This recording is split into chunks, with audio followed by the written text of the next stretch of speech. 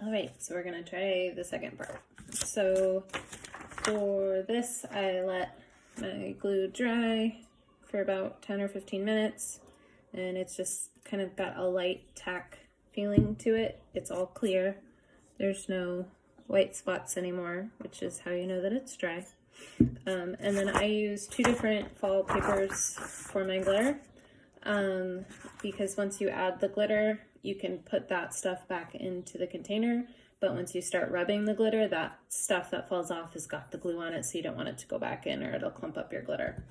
The glitter that I'm using is it's Mr. Nola's Magnolia Opal, and I've never made a video before, so I don't know how to turn things the right way around, so you're just gonna have to bear with me, but it looks kind of like a white. It's very, very fine, and then it's just an opalescent, so it'll pick up the colors from the hues that are in the glitter, which is this one is kind of like an orange and pink and green. You can kind of see it when it turns, based on then also the base colors in the back.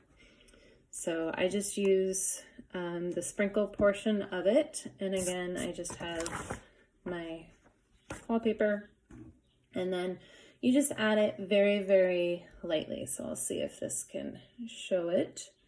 But I just sprinkle it on just about like that. And you can always add more. And if you do get a little bit too much on, you can kind of rub it off. But if you can see, it's very thin, and I'm just gonna do that all the way around so that I can tap off the glitter and change my sheet out.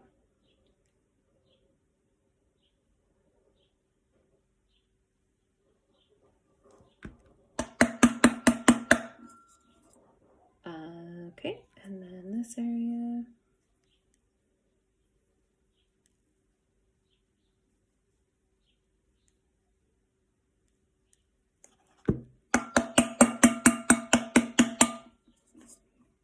A little bit more on the top.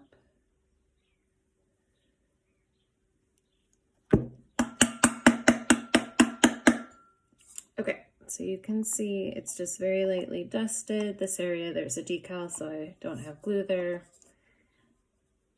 And where it's like right there, where it doesn't have much, I'm gonna add just a little bit more. Okay. Go down to the bottom. Okay, so then I'm gonna move this sheet, which got some glitter from another project on it. So this glitter that is on this paper can go back in my container later, and then this one is just to catch and will go in the garbage. So then this is kind of the fun part, is you just take your finger and you just turn it, kind of rub the glitter in.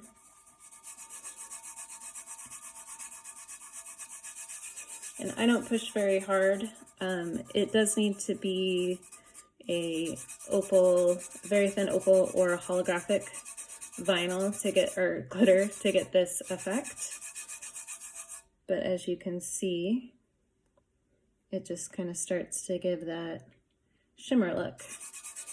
As what it does is the glitter all kind of lays itself. It's almost like when you smush your glitter, it just kind of lays itself next to each other. So here, where you can still see some black through, if you just keep moving your glitter around from the stuff that's in the area, it'll usually fill in. And if it doesn't, you can add more. And then like here, you can see probably from one of my paint streaks that has the gritty mica in it, it's gonna be a little bit finicky, but you just rub it harder. You might get some of this clumpiness. I don't know if you can, yeah, you can kind of see that, some of the clumpiness of it. If you just keep rubbing that, then the glue kind of works its way off of the cup. And you're gonna get this a lot more if you put too much glitter on it. So it's always better to start with less. So these are the kind of mica streaks that are gonna be part of my Northern Lights look.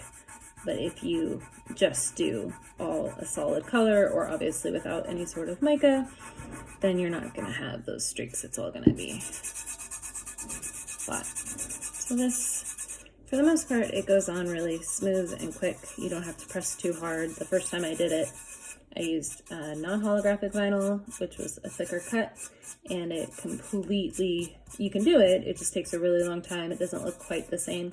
It almost has that look of when you have too much like epoxy on your cup and it sinks in. I don't have that problem with CrystaLac, but it kind of has that flatter look when it's not holographic, but you have to rub really hard and it can really make your fingers raw. This doesn't do that when you have the right vinyl.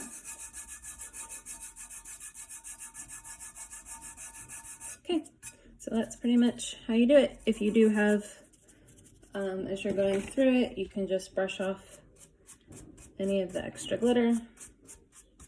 And if you can see, it doesn't even look like it was glitter at that point. Now it has the shimmer, opalescent kind of color shift look to it. And I obviously still have to do the rest of that cup. And it really doesn't, I was just trying the different colors to see. It really doesn't seem to pick up too much of the different colors. I think that I'd probably just do a normal solid color next time. But it was just something that I wanted to try. And the colors, obviously, it's gonna, a lot of it is that shimmer because of the black gloss. But again, you see the greens and the pink and the orange that comes through specifically from the shimmer that you have in the glitter. So you can get different colored glitters and have similar effects. All right.